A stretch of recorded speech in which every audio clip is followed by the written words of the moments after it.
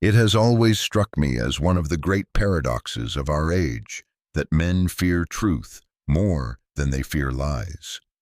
Lies are dim, unstable things, like shadows cast by a flickering candle. They tremble, they shift, and finally collapse into nothing. Yet truth, solid, immovable, radiant, strikes dread in the heart of man. Why is this so? Perhaps it is because truth exposes, and what exposes also judges. It is easy to stand in darkness, for darkness asks nothing of us, but to stand in the light of truth is to be revealed. And yet, my friends, the very thing we flee from is the thing for which our souls most hunger. Truth is no enemy to joy, but its very fountain. It is not a harsh spotlight that humiliates, but the rising sun that awakens. For truth belongs not merely to fact, but to God Himself, who is the eternal light. When I speak of truth, I do not mean simply accuracy of statement, as one might check a sum in arithmetic or a fact in history. True though those things are, truth in its deepest sense is not a catalogue of correct propositions, but a living reality that is bound up with the very character of God. Christ did not merely say, "I teach the truth" or "I show the truth."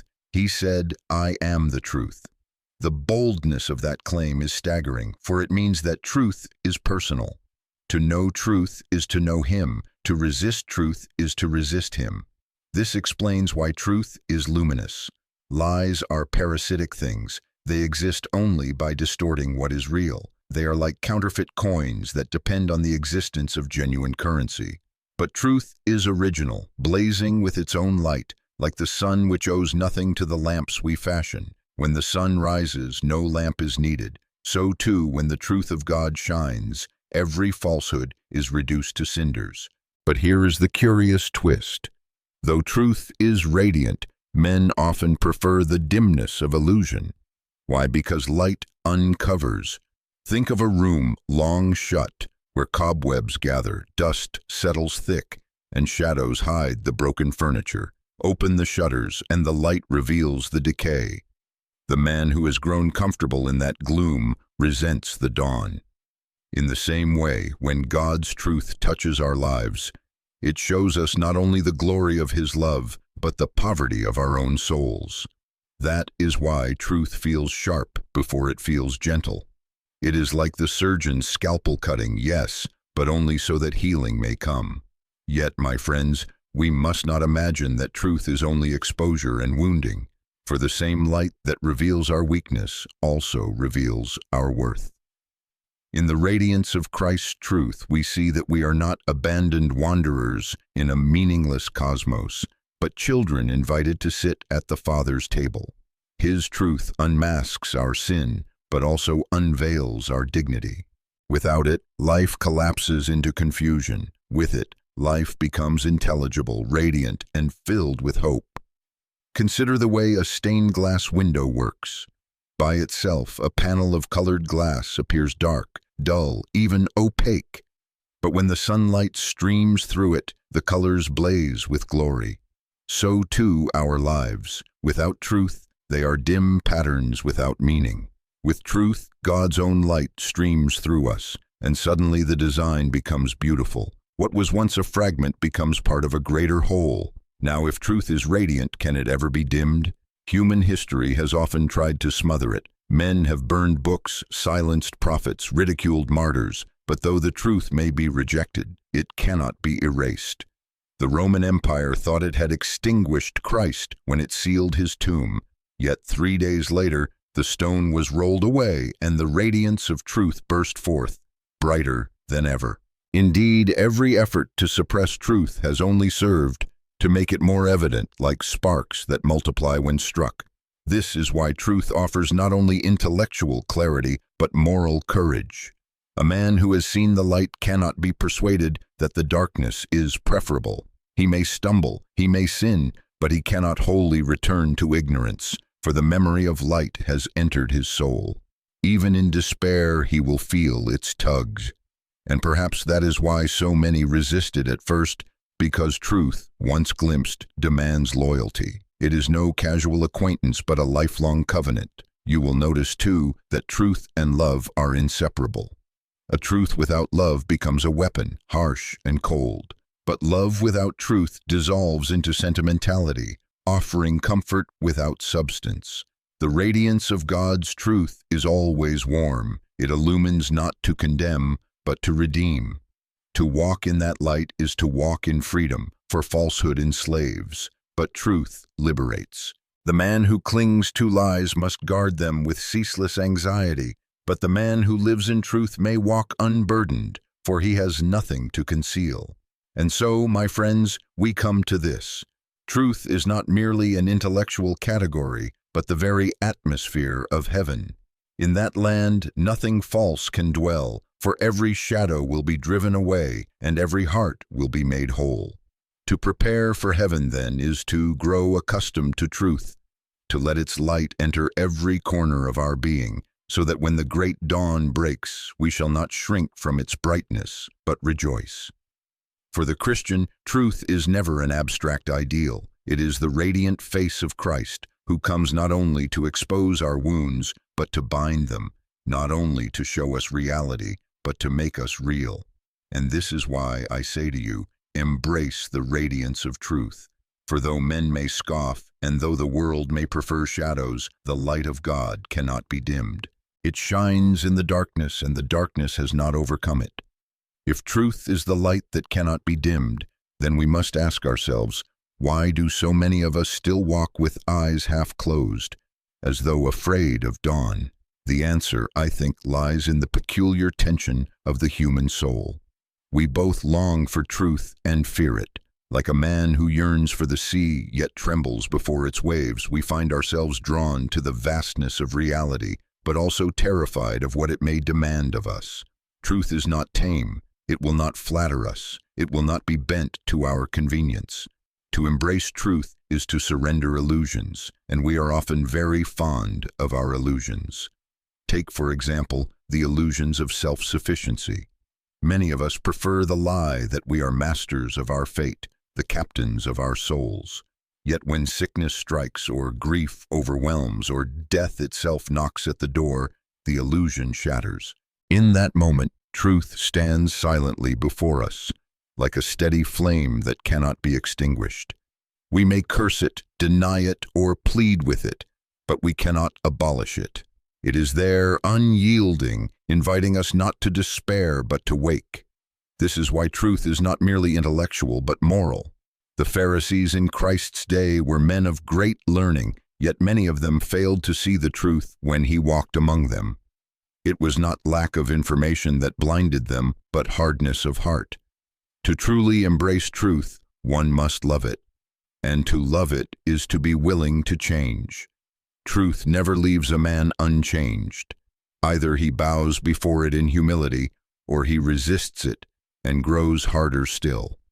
Now here lies one of the great mercies of God. Though we resist his truth, he pursues us with it still. Like sunlight creeping under a door or a beam piercing a crack in the shutters, God finds ways to let his light into even the most stubborn soul. Sometimes he does it gently through beauty, through music, through the quiet wonder of a star-studded night. At other times he does it sternly through suffering, through loss, through the collapse of the very lies we trusted. But always his purpose is the same, to bring us into the radiance of truth, for in that radiance alone is life. Do not think, however, that truth is something grim. It is severe at first, yes, but its severity is the severity of love. Imagine a child who clings to a poisonous toy.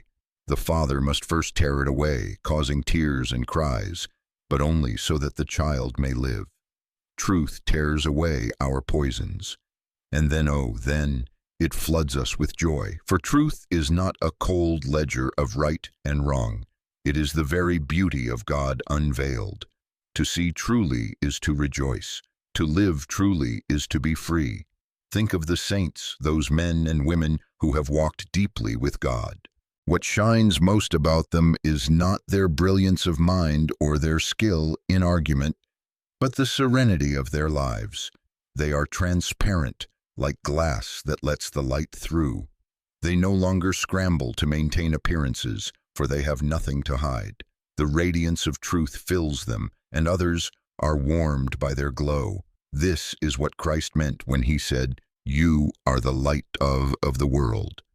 It was not their own brightness he spoke of, but the reflection of his own truth shining through them. Now, if you and I would become such vessels, we must begin with humility. For truth is given, not seized. We do not conquer it as a scientist might dissect a specimen. We receive it as beggars receive bread, as wanderers receive light in the darkness. The proud man may accumulate facts, but he cannot know truth himself until he bends the knee.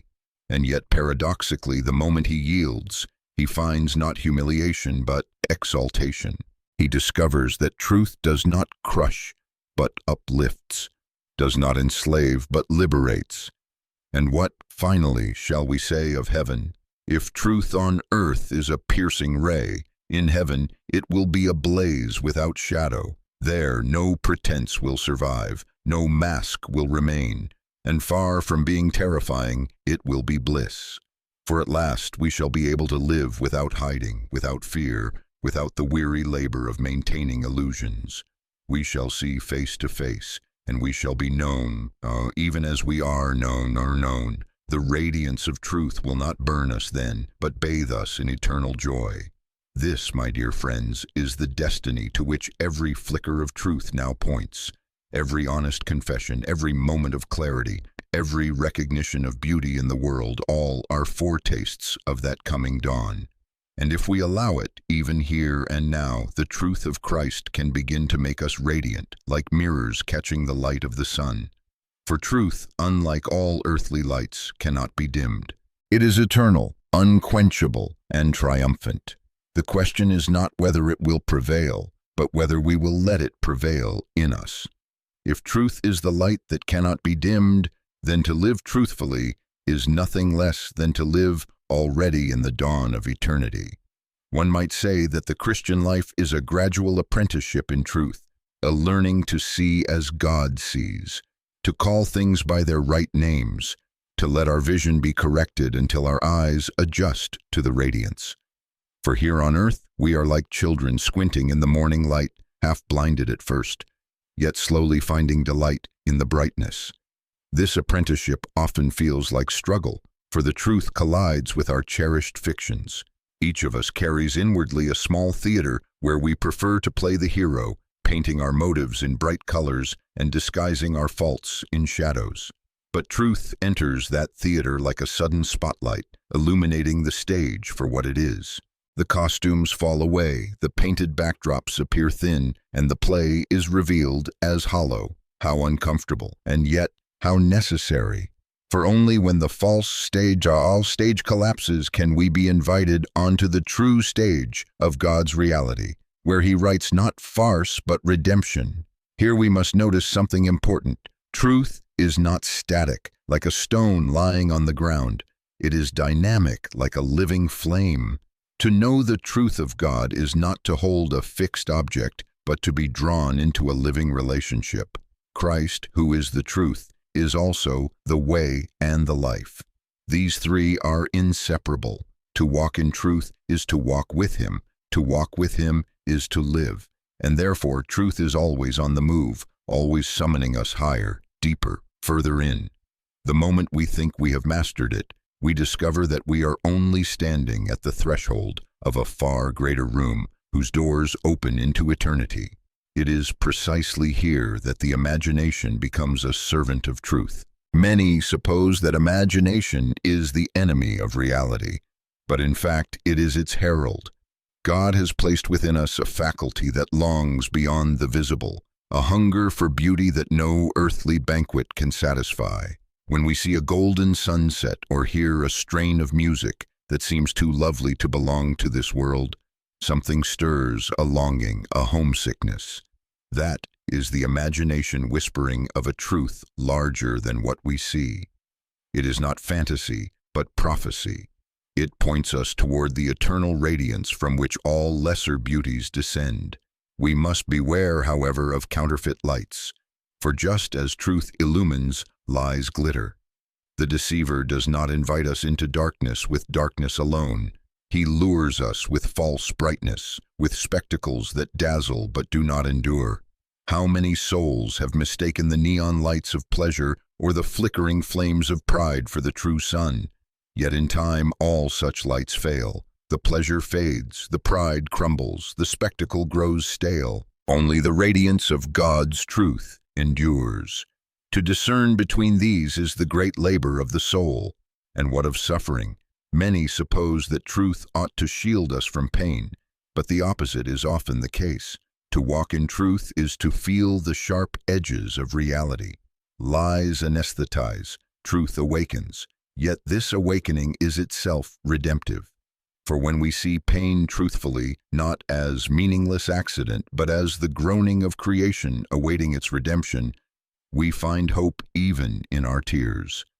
The radiance of truth does not remove shadows, but gives them their place, showing that even darkness is but the servant of dawn.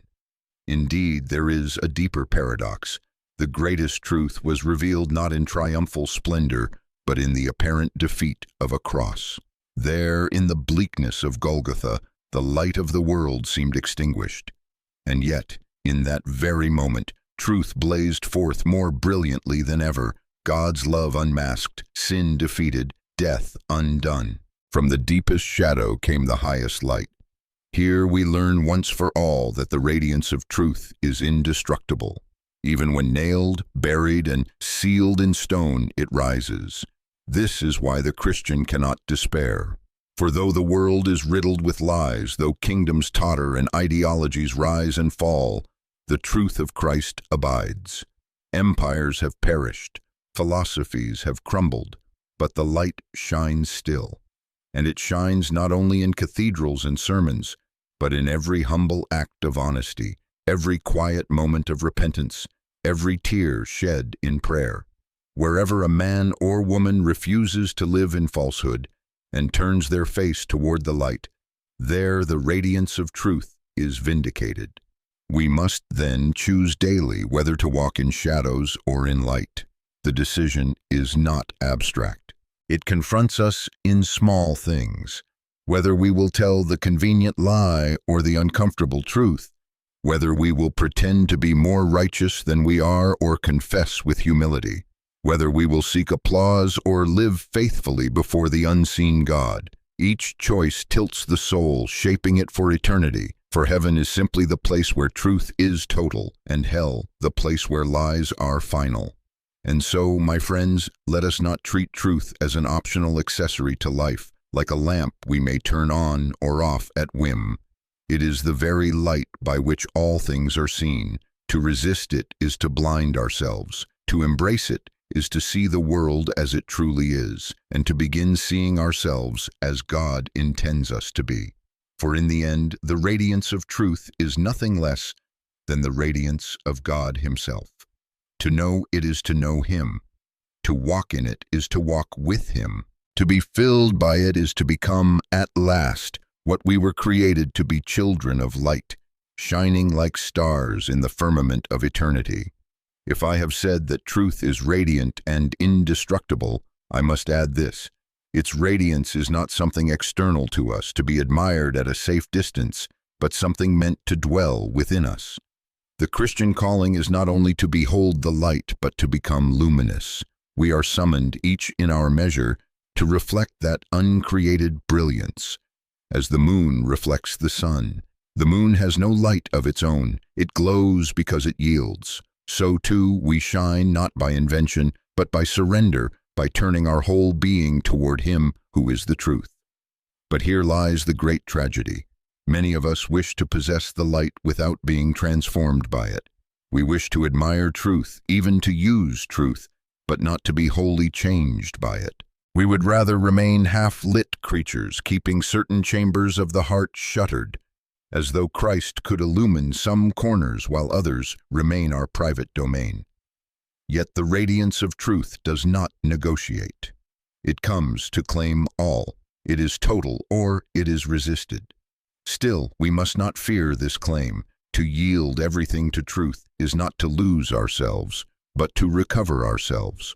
For the false self we guard so jealously, the self built of pride, deception, and fear, is but a fragile mask.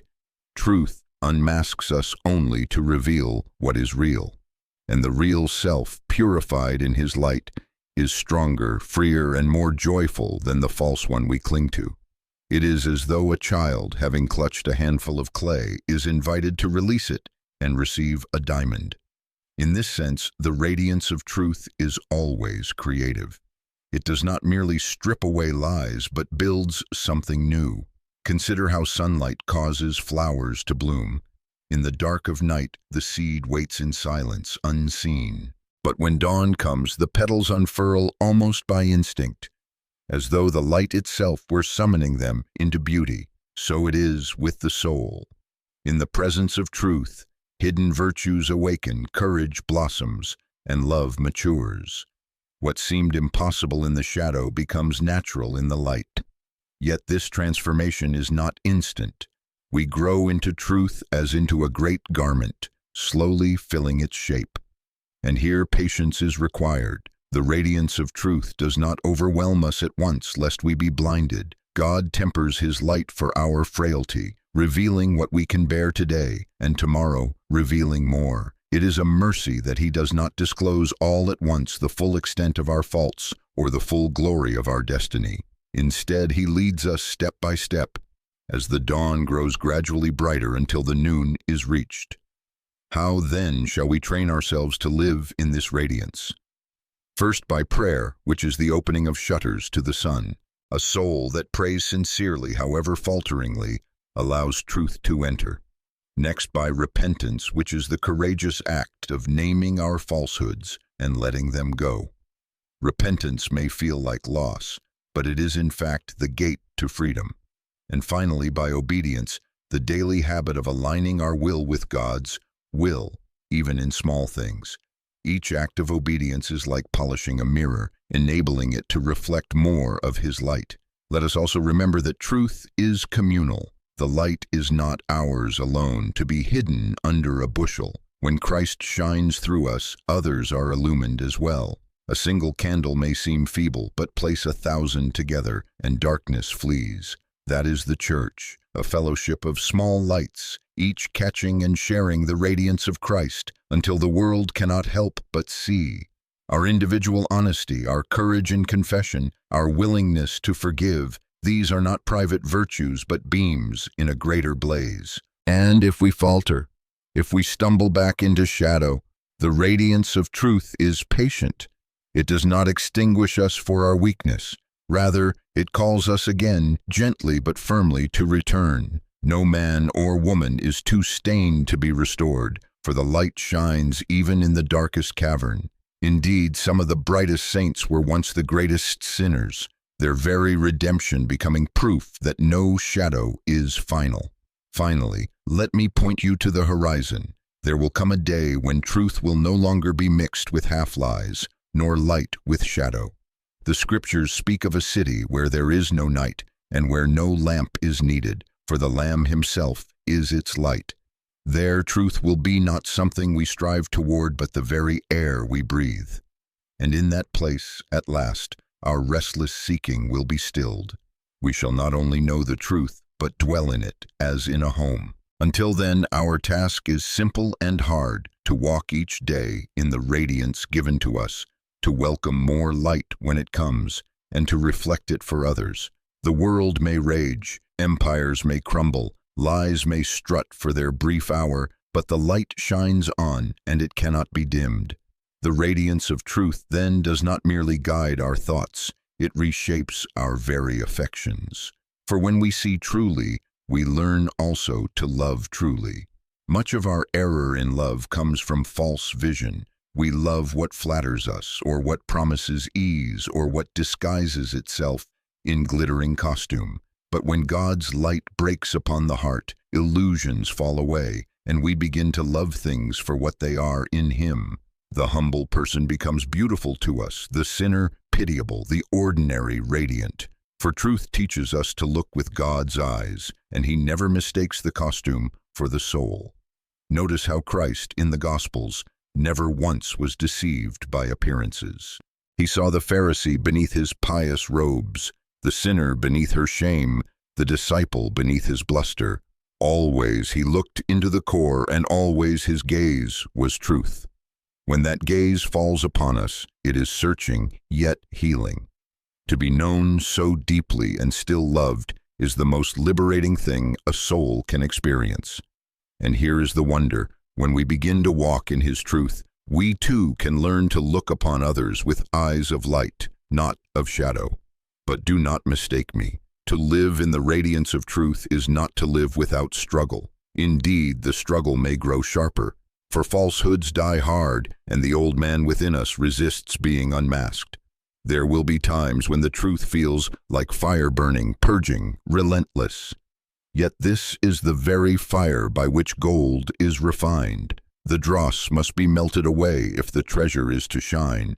God is not content with half-truth in us, any more than He is content with half-love.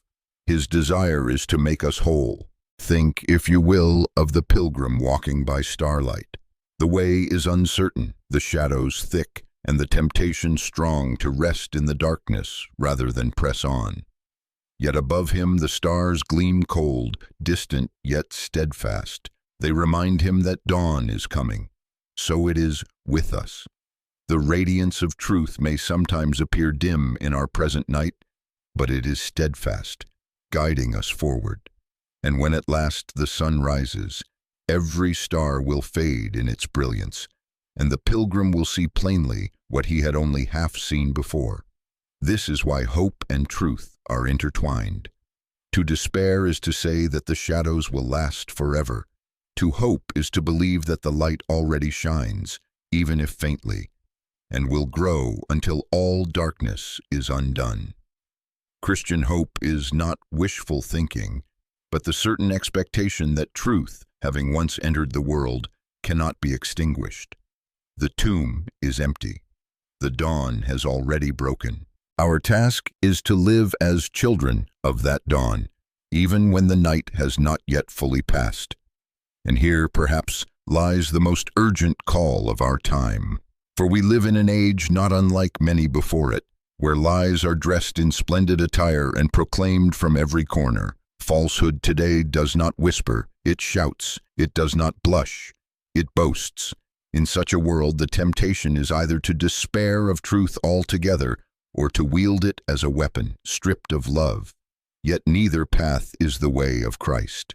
Our calling is harder and higher, to embody the radiance of truth in both word and deed, so that even those who hate it may see its light reflected in our lives. Remember, it is not argument alone that convinces. A man may win a debate, yet lose a soul.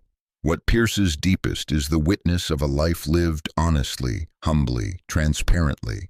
To see someone who does not flinch before truth, who confesses sins rather than conceals them, who forgives rather than retaliates, that is a sermon no words can rival. For such a life glows with a light that is not its own, a borrowed radiance that testifies of Christ Himself. And so, dear friends, let us not be content merely to admire the radiance of truth as though it were a painting hung in a gallery. Let us enter into it, live by it, and be transformed.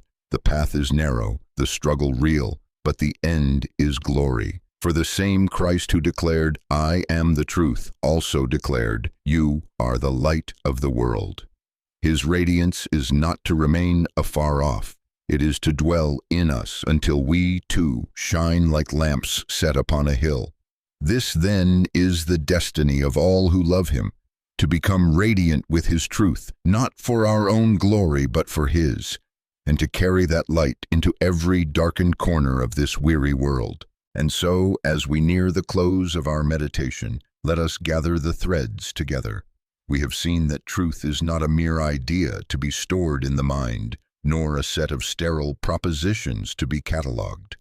Truth is living, radiant, and personal. It is Christ Himself, who not only reveals the way, but is the way. To know Him is to stand in a light that no shadow can extinguish. The radiance of truth is both gift and summons. It is given to us freely, For no man can create it, no philosophy manufacture it. Yet it also summons us to decision. Will we walk in its light, however piercing, or retreat into the comforting dimness of half-truths? To embrace it is costly, for it demands humility and obedience. But to reject it is infinitely more costly, for it is to choose blindness over sight, slavery over freedom, death over life. And yet there is the great wonder: the truth we fear is the very truth that heals us. God does not expose us to shame us, but to redeem us. His light does not glare harshly like the interrogator's lamp. It shines like the rising sun upon a frost-covered field, melting what is cold and lifeless, awakening what was asleep.